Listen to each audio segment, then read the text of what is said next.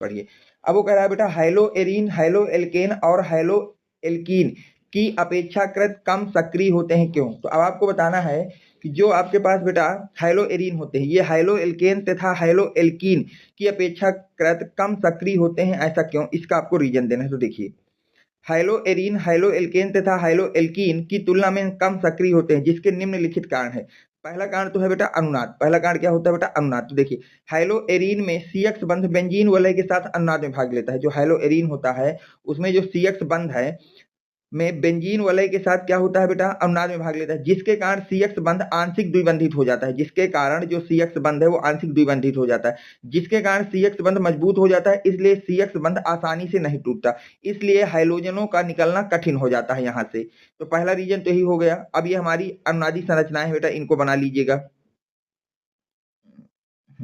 ये हमारे पास अनुनादी संरचना है, इनको आपको बना लेना है। ठीक है, अब देखिए आगे, जबकि हाइलो एल्केन तथा हाइलो एरीन में उपस्थित CX बंध अनुनाद में भाग नहीं लेता, जबकि बेटा जो हाइलो एल्केन या हाइलो एल्कीन होता है, इनमें जो CX बंध है वो अनुनाद में भाग नहीं लेता।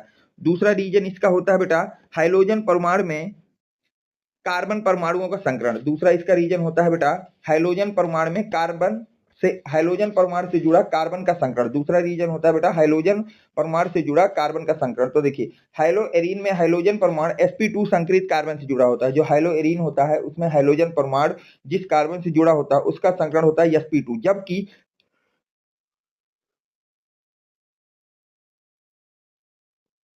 हाइलो एल्केन में हाइलोजन परमाणु sp3 संकरित कार्बन से जुड़ा होता है। जबकि हाइलो एल्केन में बेटा, किसमें? हाइलो एल्केन में जो हाइलोजन परमाणु होता है, जो क्या होता है बेटा? हाइलोजन परमाणु, वो sp3 संकरित कार्बन से जुड़ा होता है। किससे जुड़ा होता है बेटा? sp3 संकरित कार्बन से जुड़ा होता है।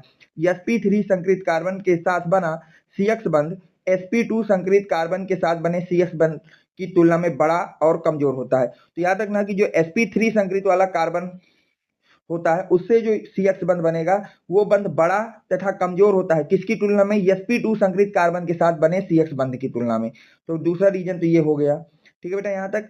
अब आते हैं हम लोग, दूसरा रीजन हो गया। अब देखिए ये उसका, एक मिनट,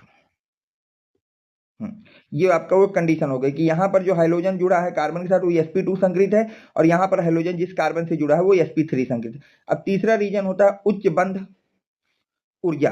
उच्च बंध ऊर्जा, तो देखो हाइलो एरीन में CX बंध की बंध वियोजन ऊर्जा का मान हाइलो एल्केन के CX बंध की बंध वियोजन ऊर्जा की तुलना में अधिक होता है। जो आपका हाइलो एरीन के CX बंध का बंध वियोजन ऊर्जा, वह ऊर्जा जो बंध को तोड़ने के लिए दी जाती है, उसका मान हाइलो एल्केन के CX बंध के बंध वियोजन ऊर्जा की तुलना में अधिक होता है, जिसके कारण हाइलो एरीन के CX बंध का टूटना कठिन हो जाता है, और हाइलो एल्केन तथा हाइलो एल्कीन की तुलना में हाइलो एरीन की सक्रियता कम हो जाती है। और यही कारण है कि हाइलो एरीन के CX बंध की जो सक्रियता होती है, क्रियाशीलता होती है, वो हाइलो एल्केन तथा हाइलो एल्कीन की तुलना में कम होती है।